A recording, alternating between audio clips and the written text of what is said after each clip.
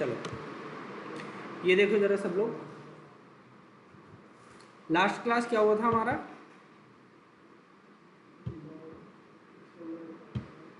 हम inbuilt module देख रहे थे, ठीक है।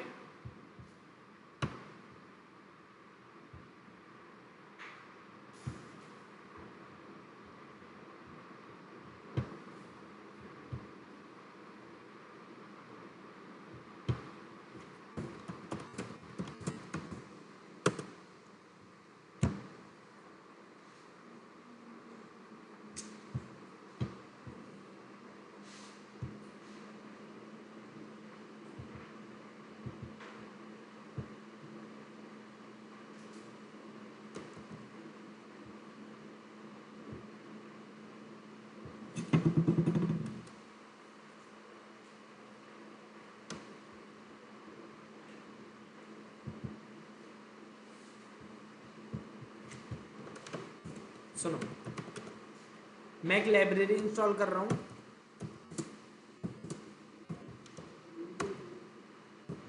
.env, क्या नाम है लाइब्रेरी का, .en।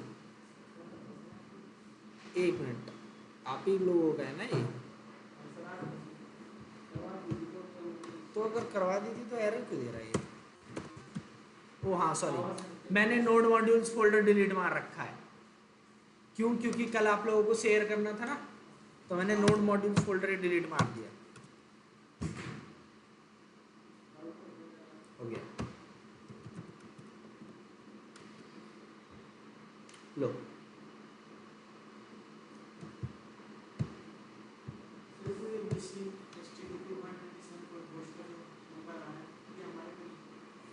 ये आप एक को यहाँ पे लिखना पड़ेगा तब आएगा, लिख रखा है तो .env वगैरह अच्छे से कॉन्फ़िगर किया है, सबसे ऊपर होनी चाहिए ये लाइन, याद रखना, ये जो कॉन्फ़िगर वाली लाइन है सबसे ऊपर होनी चाहिए।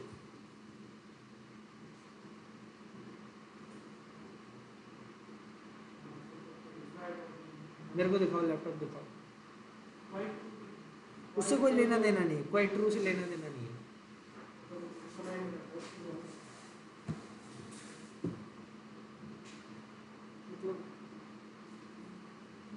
आपने देखो डबल कोट लगा रखा है, सिंगल कोट बैकटिक होता है भाई, ये बैकटिक है, स्ट्रिंग टेम्पलेट लिटरल, किसी भी वेरिएबल की वैल्यू प्रिंट करानी है तो बैकटिक से, हाँ ये जावास्क्रिप्ट का वो है, रूल है।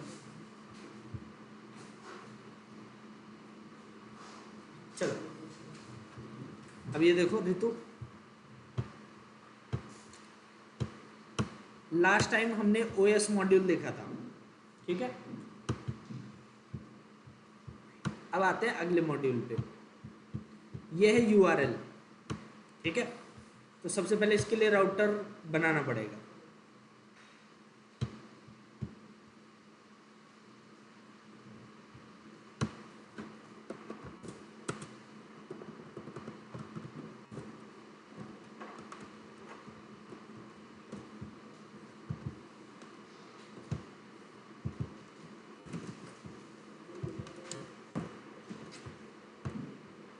ठीक है।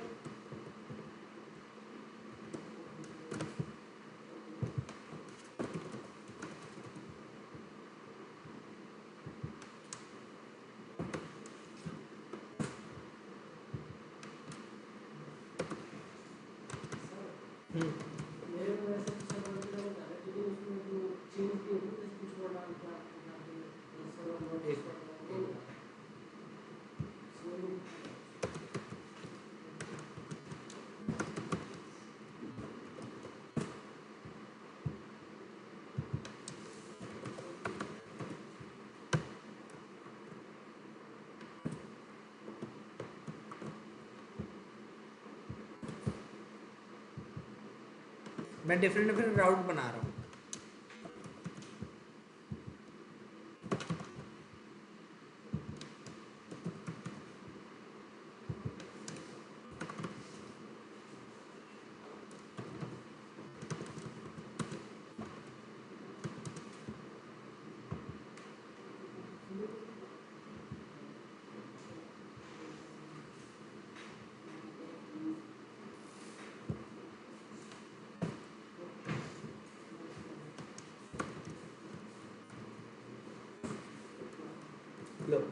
सारे मॉड्यूल हमने कर दिए।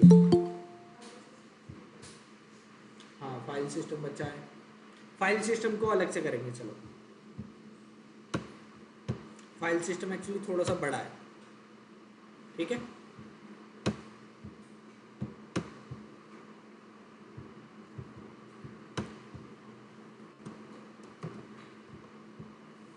तो राउट का काम खत्म हो गया, अब आओ जरा इन पे। चल तो रहा ही है।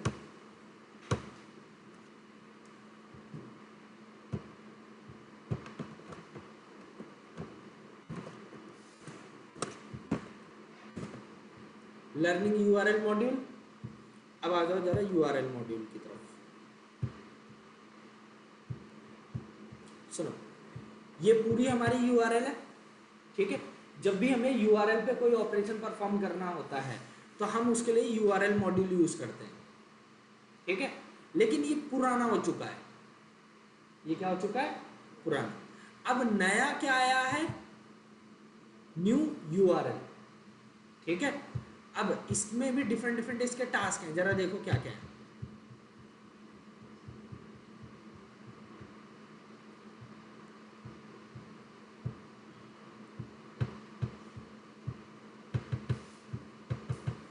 ये सैंपल यूआरएल है हमारी, रिक्वायर किया है यूआरएल मॉड्यूल, फिर URL dot parse sample URL. ये जो सैंपल यूआरएल दी गई है इसका फॉर्मेट सही है या नहीं है उसको पार्स करेगा। अगर फॉर्मेट गलत है तो एरर दे देगा, ठीक है। तो उसको पार्स करेगा, कन्वर्ट करेगा, ठीक है, स्ट्रिंग से यूआरएल ऑब्जेक्ट में। तो यूआरएल ऑब्जेक्ट हमें ये देगा और उसको हमने प्रिंट करा है लेगेसी पास्ट यूआरएल। तो जरा देखो इसने जो ऑब्जेक्ट दिया इसमें की एंड वैल्यू पेयर के अंदर क्या क्या डेटा पड़ा है।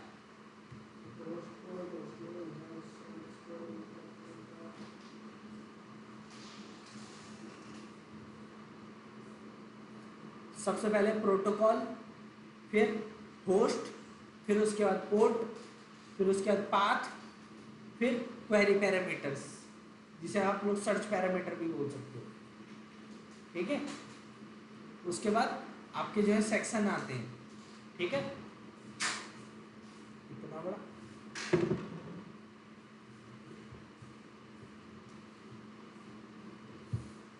ठीक है। सो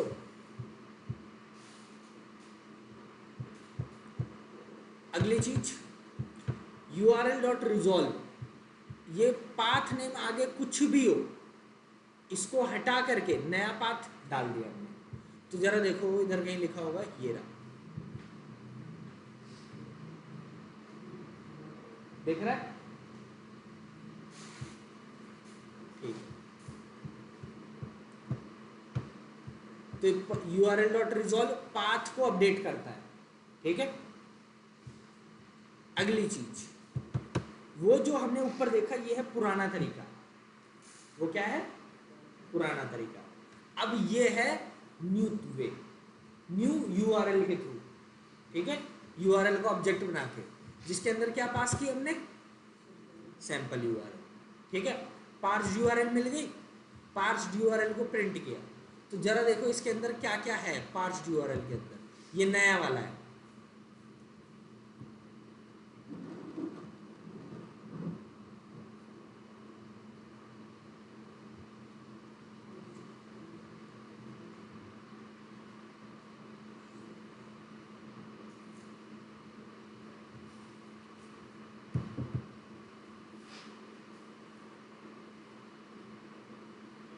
HREF पूरी लिंक, ठीक है।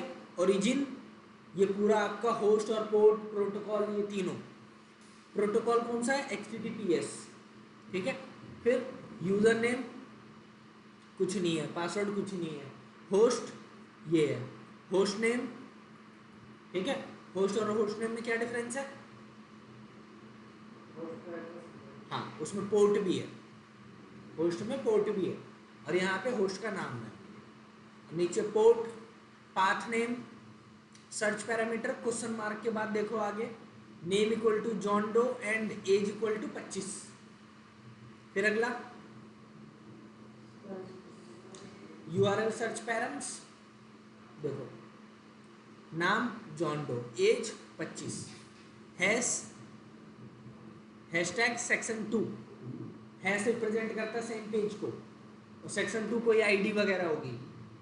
मैंने आप लोगों को सेम पेज पे लिंक करना बता रखा है, बताया कि नहीं HTML में? हाँ ठीक है, HTML का है ये, सेम पेज में आपको नेविगेट करना है तो उसमें काम आता है, ठीक है। अगला, वही जो ऑब्जेक्ट था उसी ऑब्जेक्ट में से सारी की एक एक करके निकाल रहे हैं, बाकी कोई एक्स्ट्रा नहीं है, ठीक है। अब अगली चीज क्या आती है, मैनिपुलेटिंग सर्च पैरामीटर्स, ठीक है। जो सर्च पैरामीटर थे उसको मैनिपुलेट करना। बाय डिफॉल्ट जो सर्च पैरामीटर था वो सिर्फ इतना था, जिसमें क्या क्या था, नाम और एज, ठीक है। लेकिन हम लोगों ने लाइन नंबर 52 में जरा देखो क्या काम किया।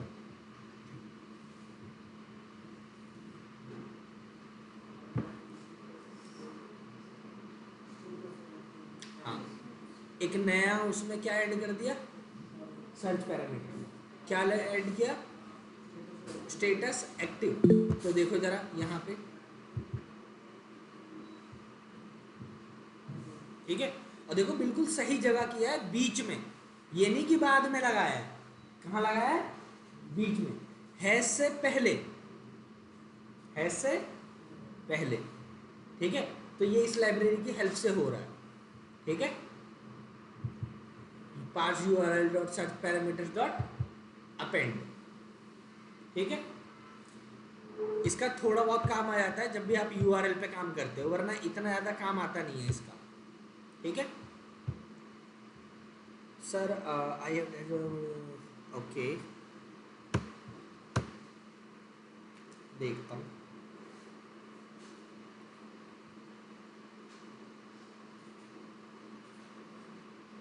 एक्चुअली ना 2-4 दिन से कुछ ज़्यादा ही हो रहा है, इसकी वजह से अभी कुछ रिप्लाई वगैरह दिया नहीं है मैंने बच्चों को।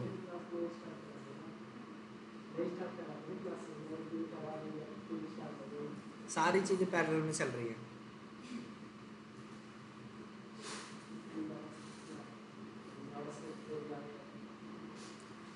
रवीना 7 दिन के बाद रिकॉर्डिंग डाउनलोड, मतलब वो हट जाती हैं, तो हट जाती हैं, दैट मीन्स कि वो रिकॉर्डिंग का एक्सेस मेरे पास होता नहीं है, वो व्हाट्सएप से ही डिलीट हो जाती हैं। लेकिन एक्चुअली मैं अभी दूसरे लैपटॉप में हूँ, जिसकी वजह से आपकी अभी किस्मत अच्छी है कि मैंने रिकॉर्डिंग डिलीट नहीं मार रखी, किस्मत अच्छी है आप लोगों की। लेकिन अभी देखो मेरी मेमोरी भर रही है, मैं आज या कल में इसे डिलीट मारने की सोच रहा था,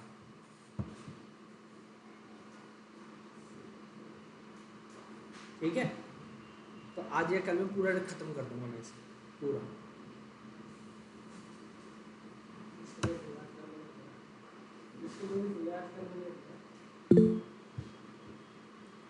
तो आपको चाहिए 24 नंबर, 24 नंबर मतलब 24 नंबर मतलब आपको क्या फैब की चाहिए, वो फैब की चाहिए रिकॉर्डिंग?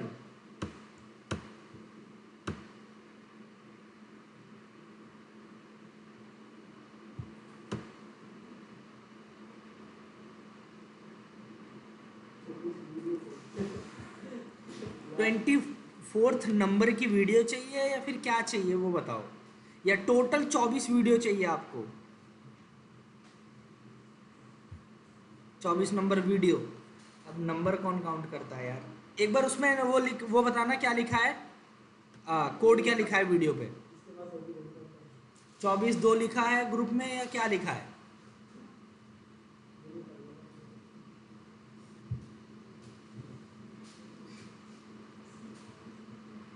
अब कौन नंबरिंग से मिलता भाई?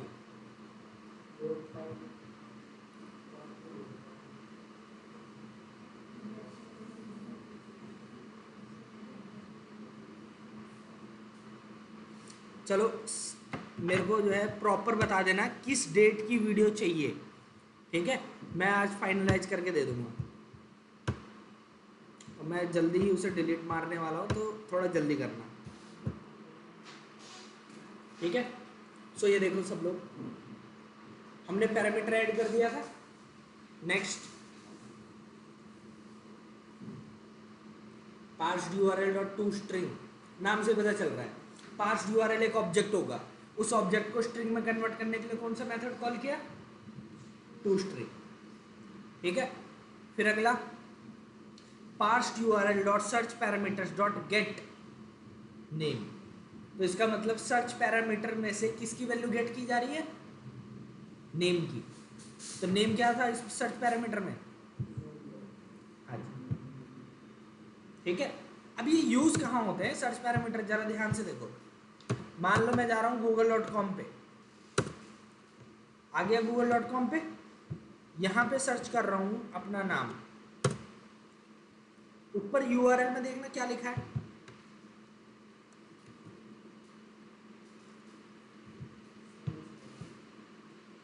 क्वेश्चन मार्क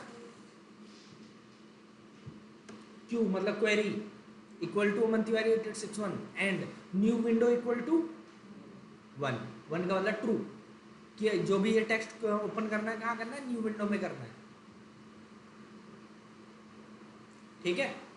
और ऐसे ही कर करके आगे बहुत सारी इंफॉर्मेशन ऐसी गूगल ने डाल रखी है जो हमें पता भी नहीं है क्या है ये,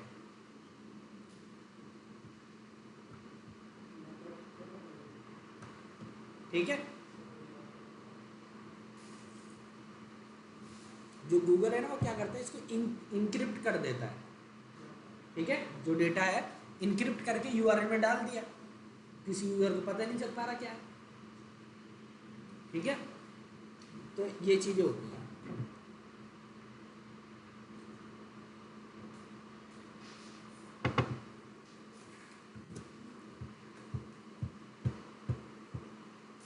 सर्चिंग सॉर्टिंग में ज़्यादातर लोग सर्च पैरामीटर का ही यूज करते हैं, ठीक है। कि अगर सॉर्टिंग है तो order equal to ASC DESC ऐसे यूआरएल में डेटा डाल देते हैं, फिर कुछ किसी भी वेबसाइट पे अगर आप जाओगे तो ये डेटा निकाल सकते हो, तो ऐसी सिचुएशन में काम आता है बस ये, वरना ज़्यादा कोई काम नहीं है इसका, ठीक है। फिर अगला, सर्च पैरामीटर्स में से कुछ डिलीट करना है तो डिलीट, फिर उसको दिखाया है। अभी देखो इसमें एज कितनी थी, कहाँ गया 25, यहाँ देखो क्या एज दिख रही है, नहीं। फिर अगला, फॉर्मेटेड यूआरएल फ्रॉम ऑब्जेक्ट, ठीक है। तो ये पूरा फॉर्मेट कर रखा है एक अच्छे फॉर्मेट में, बस बाकी कुछ डिफरेंस नहीं है, ठीक है।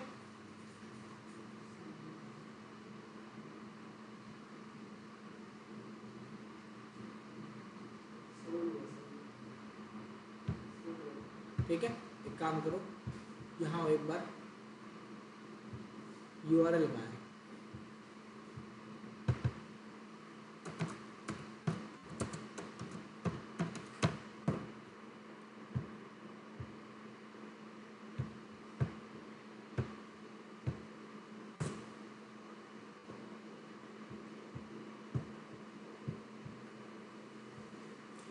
जो स्पेस है, स्पेस किससे इनकोडेड होता है, %20 से। किससे इनकोडेड होता है, क्या, नहीं सब अलग अलग, स्पेस होता है %20 से, ठीक है। और जब उसको अच्छे से फॉर्मेट कर दोगे तो प्लस आ जाता है, ठीक है, ठीक है।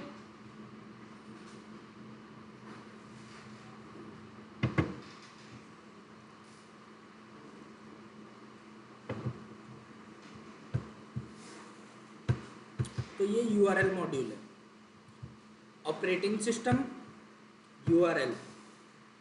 अगली बारी किसकी आती है, प्रोसेस, ठीक है।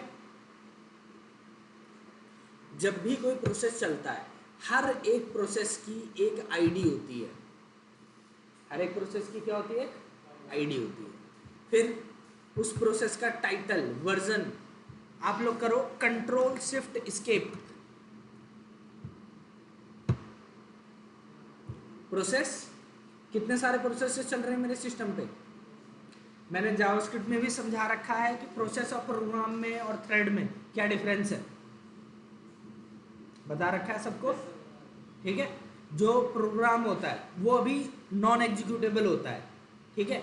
जैसे मान लो आपने ऑनलाइन GTA 6 डाउनलोड किया 150 GB का, तो अभी चल थोड़ी ना रहे, वो तो हार्ड डिस्क में स्टोर है।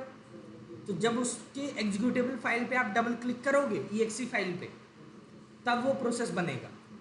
और प्रोसेस जो चलता है उसको कुछ ना कुछ रिसोर्सेज चाहिए होते हैं, ठीक है। क्या क्या चाहिए होते हैं जरा देखो।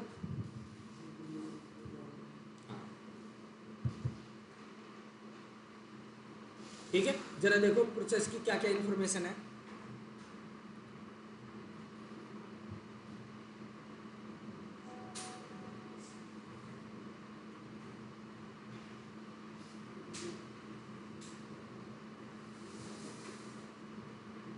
एक मिनट बस, जब तक इसे देखो।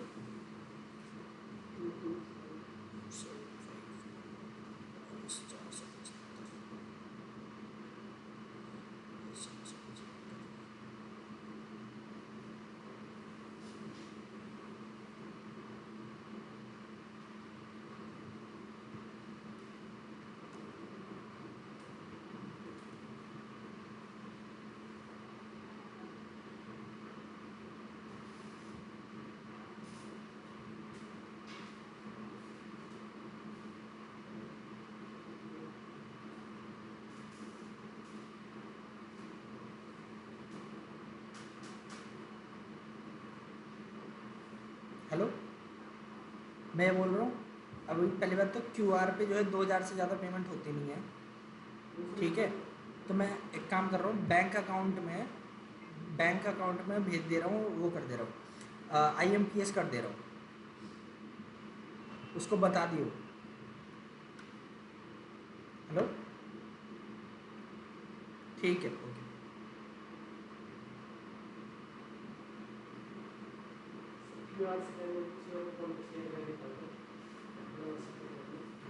मेन बात ये है ना, UPI जो है ना, मैं थोड़ा सा कम प्रीफर करता हूँ ऐसी पेमेंट्स के लिए जो कि थोड़ा ज़्यादा अमाउंट होती है।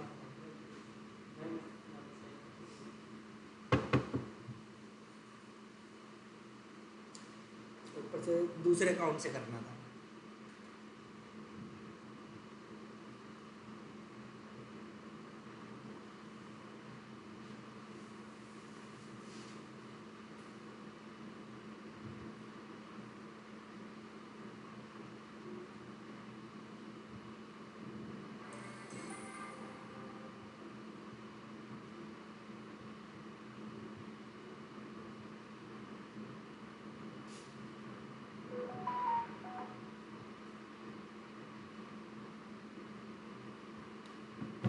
चलो, सो ये देखो, तो कोई भी प्रोसेस जो होता है उसकी एक आईडी होती है, ठीक है। उसका नाम होता है, उसका CPU, मतलब कितनी जो है आपकी जो है वो कंज्यूम कर रहा है, जो है प्रोसेसर, ठीक है। उसके बाद मेमोरी मतलब रैम, डिस्क मतलब रीड राइट स्पीड क्या है जो आपकी हार्ड डिस्क में अभी यूज़ कर रहा है। फिर नेटवर्क मतलब internet, GPU graphical processing unit, ठीक है। जो ग्राफिक्स वगैरह के काम होते हैं वो ज़्यादातर इससे करते हैं, 3D वगैरह ये सारे। फिर बैटरी, तो ये सारी चीज़ें होती हैं जो एक प्रोसेस को चाहिए होती है। जैसे कि मेरा कितना CPU यूटिलाइज हो रहा है, ज़्यादा से ज़्यादा 12%। कितनी मेमोरी यूटिलाइज हो रही है, 16 GB में से 10 GB यूटिलाइज हो रही है।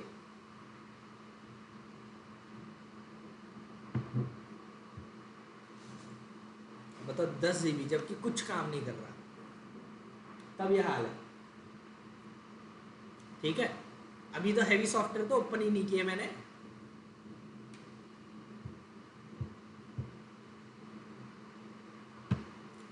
यही चीज़ है, internet, disc, GPU, 3D copy करते समय, वीडियो प्रोसेसिंग करते समय तो GPU चलता है, ग्राफिकल प्रोसेसिंग यूनिट। आप लोगों ने देखा होगा आजकल जो है डेडिकेटेड GPU आते हैं, RTX 3050, 4050, 4060, 5050, ठीक है, एनवीडिया के। तो वो मेनली जो है ग्राफिक्स वगैरह के लिए ज़्यादातर रखे जाते हैं और गेमिंग वगैरह के लिए।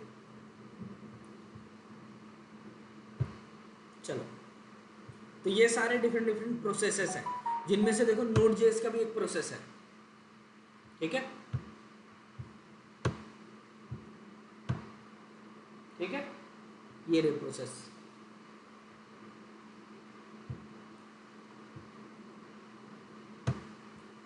चलो अगली चीज, प्रोसेस की आईडी, टाइटल, वर्जन, कौन से प्लेटफॉर्म पे चल रहा है, जो प्लेटफॉर्म चल रहा है उसका आर्किटेक्चर क्या है, कितना टाइम हो गया उस प्रोसेस को अप हुए, ठीक है। फिर हाई रेजोल्यूशन टाइम, ठीक है, कि प्रोसेस को अप होने में कितना समय लगा, कमांड लाइन आर्गुमेंट कितने दिए गए, ठीक है, ये सब आपके ज़्यादा काम के नहीं है। प्रोसेस के अंदर जो सबसे काम का है वो सिर्फ ये है, process.env.port।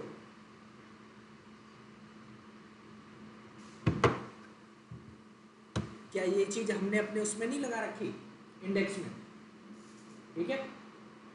और प्रोसेस इनबिल्ट होता है, इसको इंपोर्ट तक करने की कोई जरूरत नहीं होती, ये ऑलरेडी इंपोर्टेड होता है सब में, ठीक है।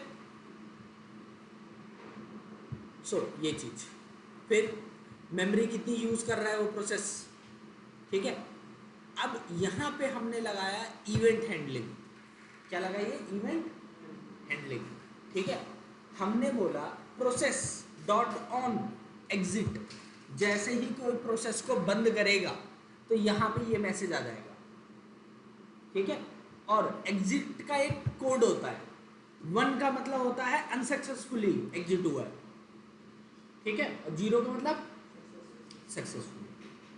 तो यहाँ पे जो भी कोड हुआ सक्सेसफुल या अनसक्सेसफुल वो आ जाएगा, ठीक है। जब भी कोई प्रोसेस एग्जिट होता है तो हमें उस कोड से पता चल जाता है कि क्या वो सही से बंद हुआ है या नहीं।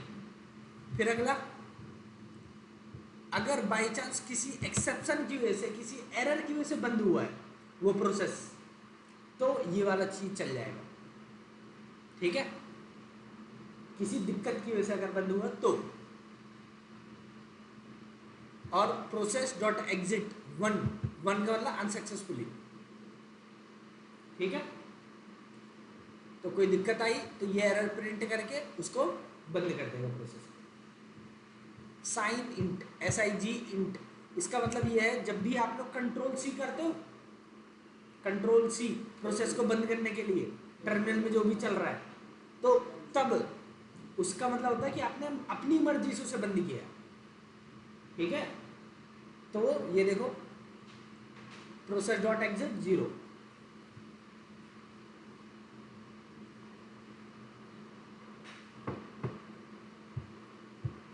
अब यहाँ पे क्या काम करवा रहा हूँ मैं, सेट टाइम आउट के अंदर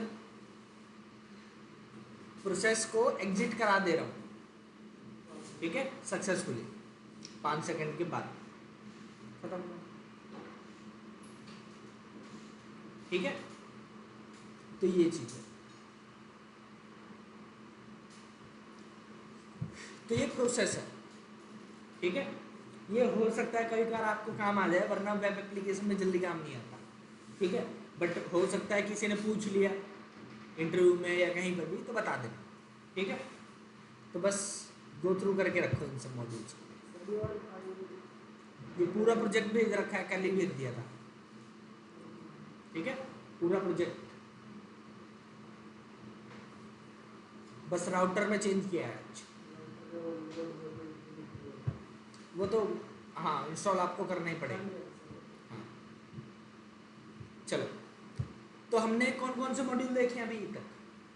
सबसे पहले सर्वर बनाने के लिए HTTP मॉड्यूल देखा था, फिर ऑपरेटिंग सिस्टम, पाथ नहीं, URL, ठीक है, प्रोसेस, ये 4 मॉड्यूल देखे हमने, ठीक है।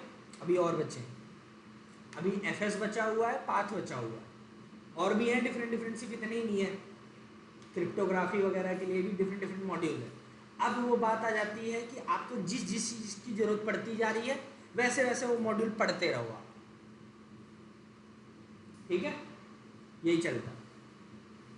चलो तो अब ये है पाथ मॉड्यूल, ठीक है। रिक्वायर पाथ बहुत ही इंपॉर्टेंट मॉड्यूल है, ठीक है। इसके अंदर 4 से 5 मेथड सबसे ज़्यादा इंपॉर्टेंट है, ठीक है। कौन कौन से मेथड सबसे ज़्यादा इंपॉर्टेंट है? पाथ डॉट ज्वाइन, ठीक है,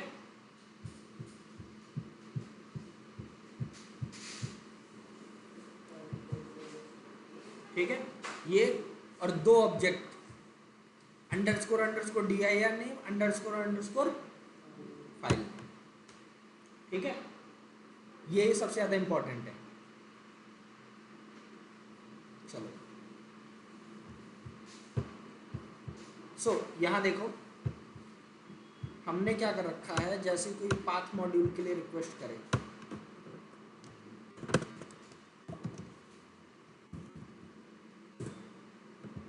लर्निंग पाथ मॉड्यूल, ठीक है।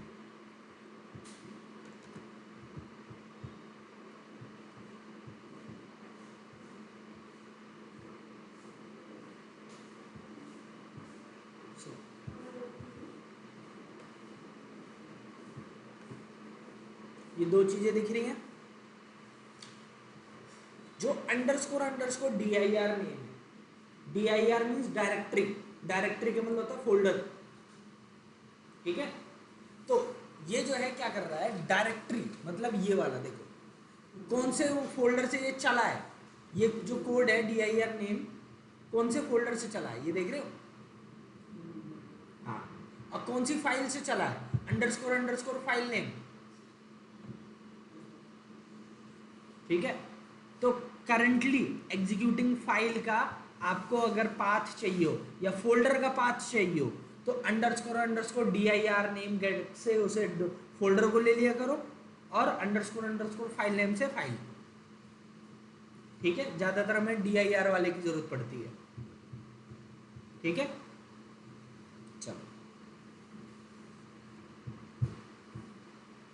अब ये मान लो एक पाथ है, मान लेते हैं, ठीक है, एक पाथ है। हमने बोला पाथ डॉट बेस नेम, क्या है बेस नेम, लास्ट में इंडेक्स डॉट जेएस है, लास्ट में पाथ के, ठीक है। फिर path dot dir name, directory name, ठीक है। Path dot ext name extension, path dot is absolute. Path 2 तरीके के होते हैं, एब्सोल्यूट और रिलेटिव, ठीक है। एब्सोल्यूट का मतलब जहां पे आप हो अभी जिस फाइल में वहां से देख रहे हो आप, और एब्सोल्यूट आप रूट से देख रहे हो, ठीक है। एक मिनट, रिलेटिव का मतलब जहां पे हो, सॉरी जहां पे हो वहां से देख रहे हो, और एब्सोल्यूट रूट से एकदम। अब रूट कुछ भी हो, चाहे आपकी डायरेक्टरी हो या चाहे जो, ठीक है। तो ये वाला जो पाथ था क्या ये एब्सोल्यूट है या फिर रिलेटिव है? एब्सोल्यूट है। तो जरा देखो क्या लिखा है, ठीक है। अगर आप लोगों ने कभी ऐसा पाथ लगाया होगा डॉट डॉट फॉरवर्ड स्लैश, तो ये सब क्या होता है, रिलेटिव। क्या होता है, रिलेटिव, क्योंकि आप जहां पे हो जिस फाइल में वहां से आप उसकी पाथ का वो लगा रहे हो, ठीक है। अब एब्सोल्यूट और रिलेटिव में दिक्कत मतलब डिफरेंस क्या है, ये तो चलो ठीक है, बेस्ट कौन सा है दोनों में से?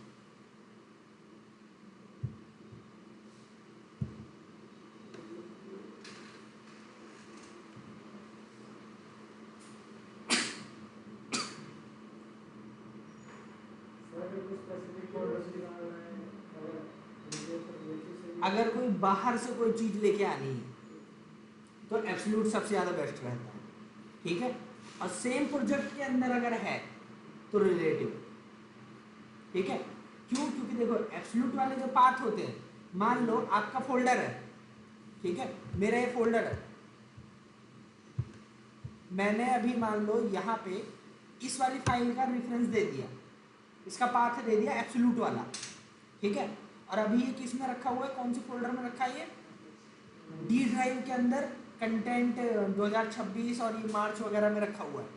अगर इसी को उठा के मैं मार्च की जगह अप्रैल में लेके चला जाऊँ और एब्सोल्यूट पाथ दे रखा है, तो ब्रेक हो जाएगा नहीं हो जाएगा? हाँ, तो ये दिक्कत होती है एब्सोल्यूट में। और यही चीज़ अगर रिलेटिव दे रखा होता तो फिक्स यहीं से उठाता। तो इसीलिए एब्सोल्यूट वगैरह बहुत ही रेयर केस में यूज़ किया करो, जब कुछ चीज़ एक्सटर्नल ला रहे हो तब, ठीक है।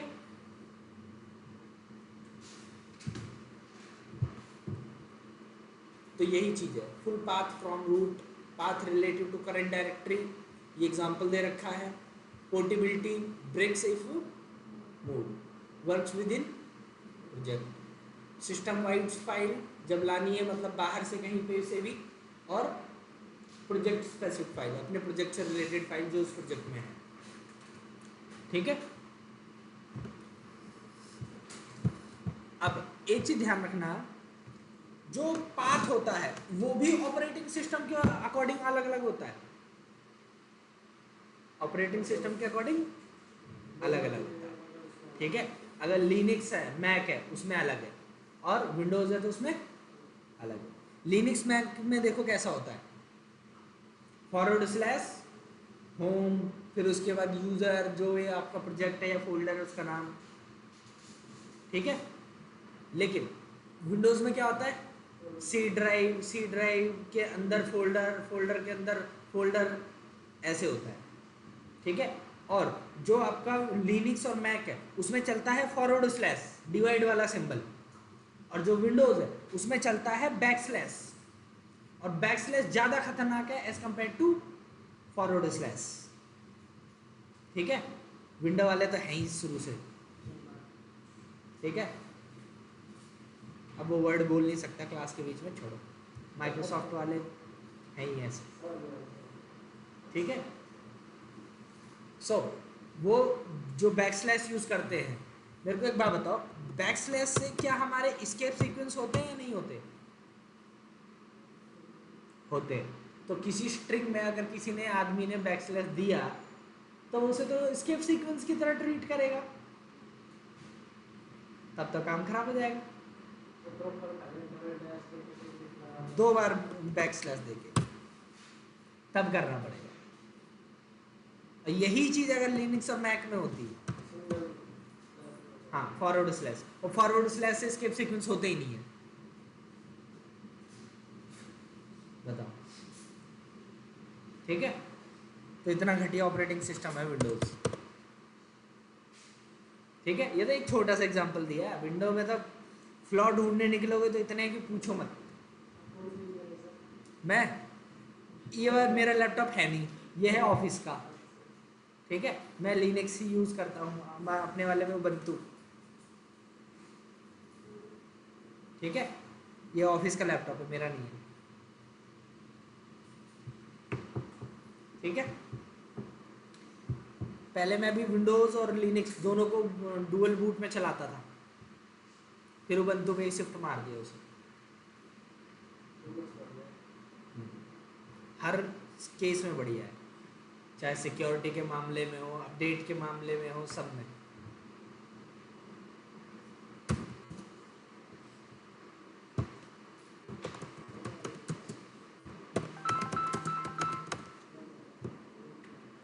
हेलो, हाँ,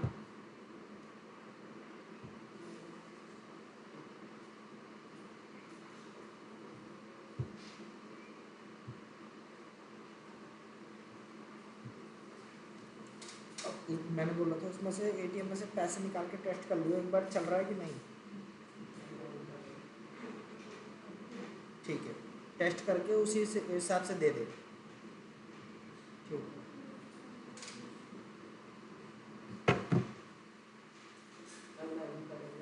करना ही पड़ेगा, ठीक है।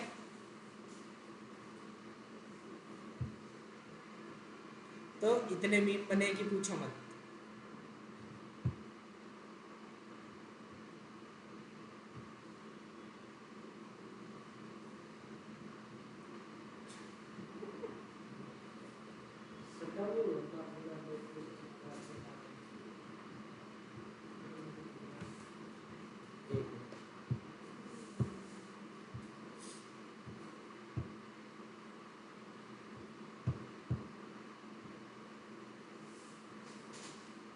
on. So you guys almost ready to take off?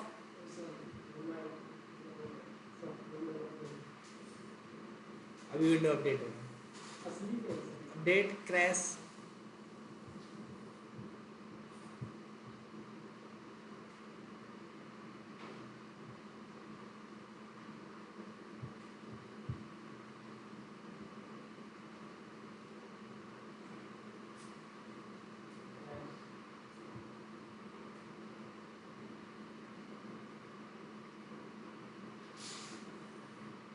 बहुत छोड़ो।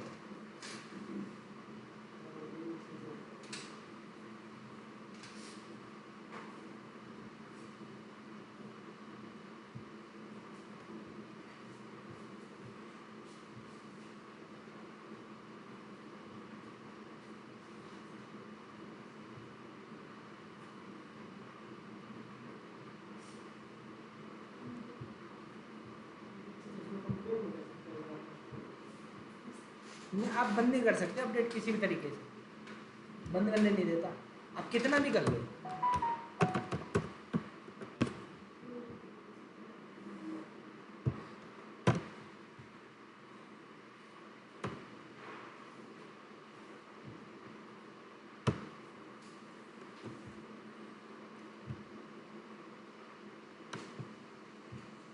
ठीक है,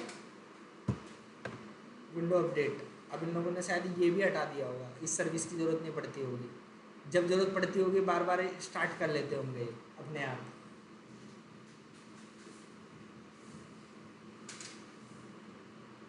यही सारी चीज़ें। अब नया वो ला रहा है, विंडो कुछ ला रहा है, ठीक है, आपको अपडेट तो करना ही करना पड़ेगा, लेकिन सिस्टम रीस्टार्ट नहीं करना होगा। ठीक है, नया वो ला रहा है विंडो 11 में, आ जाएगा कुछ समय में।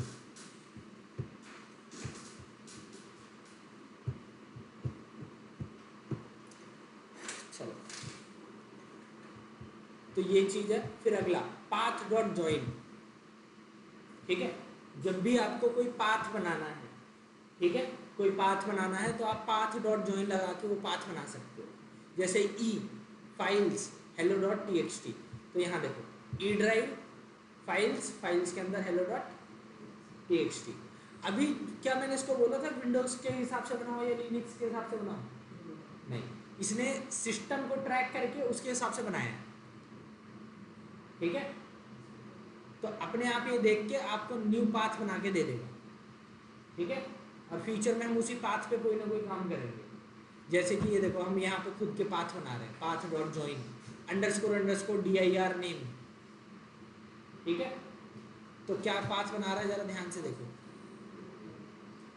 ये हमारी डायरेक्टरी है डी ड्राइव के अंदर। ठीक है, फिर उसके बाद फाइल का नाम यूजर्स डॉट, ऐसे ही db डॉट डॉट मतलब एक फोल्डर पीछे। ठीक है, एक फोल्डर पीछे।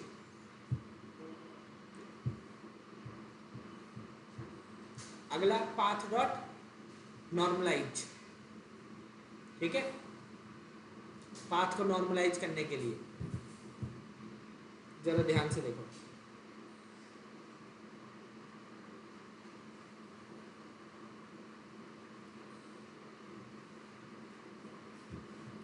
फिर पाथ डॉट पार्स, पूरे पाथ को पार्स करके रूट डायरेक्टरी बेस एक्सटेंशन और name. Format path dot relative, अगर आपको रिलेटिव पाथ गेट करना है, ठीक है, आप अभी यहाँ पे हो और आपको जाना है कहाँ पे, ड्यूकेट में, तो क्या लिखना पड़ेगा, डायरेक्ट फोल्डर का नाम, ये डॉट फॉरवर्ड स्लैश करके भी लिख सकते हो। ठीक है, फिर पाथ डॉट सेपरेटर, अभी हम विंडोज में, तो विंडोज में क्या होगा, बैकस्लैश होगा। ठीक है, और अगर लिनक्स है तो वो क्या बोलते हैं, बैकवर्ड वाला। ठीक है, इसमें गलत क्यों लिखा है? ठीक है, बैकवर्ड वाला, उल्टा वाला, ये देखो क्या है, ठीक है, क्योंकि हम विंडोज में।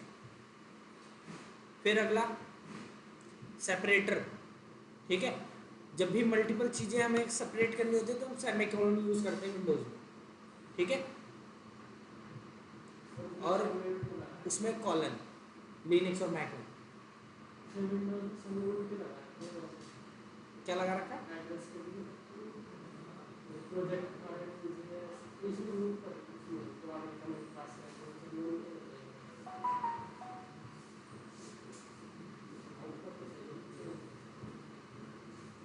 समझा नहीं, क्या बोल रहे हो? समझो आप फाइल एक्सेस करने क्या है, नीचे साइड उसमें कमेंट कर सब लोग डाला है,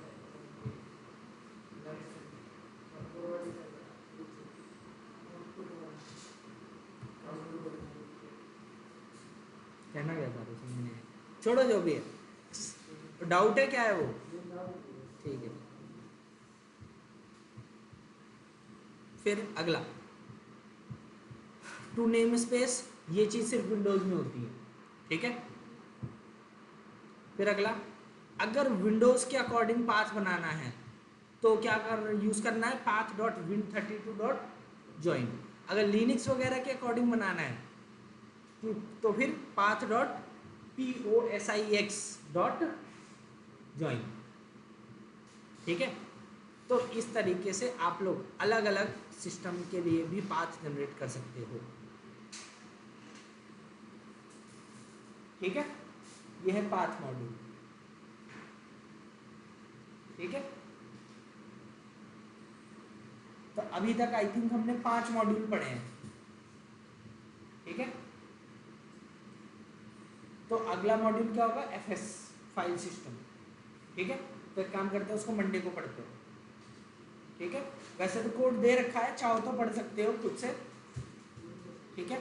एक बार ट्राई करना खुद से, नहीं होगा तो बताना मेरे को, मंडे को फिर करते हैं, ठीक है। चलिए।